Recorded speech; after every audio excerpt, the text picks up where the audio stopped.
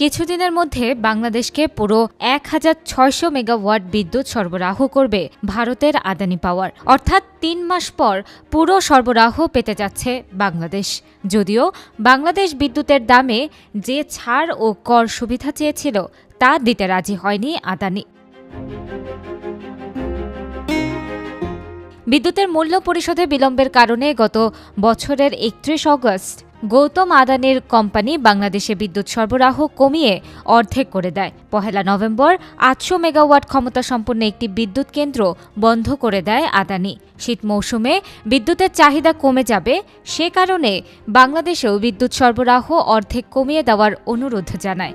এর পরিপ্রেক্ষিতে আদানি পাওয়ার বিদ্যুৎ সরবরাহ অর্ধেক কমিয়ে দেয়। সেই সঙ্গে মূল্য পরিশোধের বিষয়টি তো ছিলই।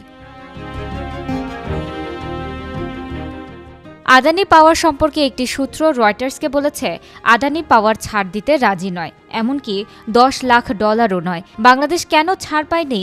আমরা পারস্পরিক বোঝাপড়া চাই, কিন্তু এ বিষয়ে তারা চুক্তির শর্ত টেনে আনছে।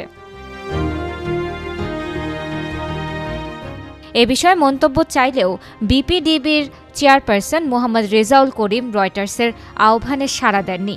এর আগে রয়টার্সকে তিনি বলেছিলেন, আদানির সঙ্গে এখন আমাদের বড় কোনো সমস্যা নেই এবং তারা পুরো বিদ্যুৎ সরবরাহ করতে যাচ্ছে। তিনি আরও বলেছিলেন, আদানি পাওয়ারের পাওনা পরিশোধের পরিমাণ মাসে $8.৫ কোটি থেকে বৃদ্ধির চেষ্টা চলছে। গত ডিসেম্বর মাসে আদানি পাওয়ারের মুখপাত্র বলেছিলেন, বিপিডিবির কাছে তাদের পাওনা প্রায় $৯০ কোটি।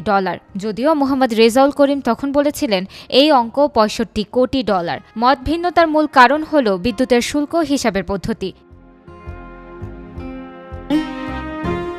এর আগে বিপিডিবি আদানি পাওয়ারের কাছে কয়েক লাখ ডলারের কর সুবিধা এবং গত বছরের মে মাস পর্যন্ত যে ছাড় ছিল তা পুনর্বহাল চেয়ে চিঠি দিয়েছিল।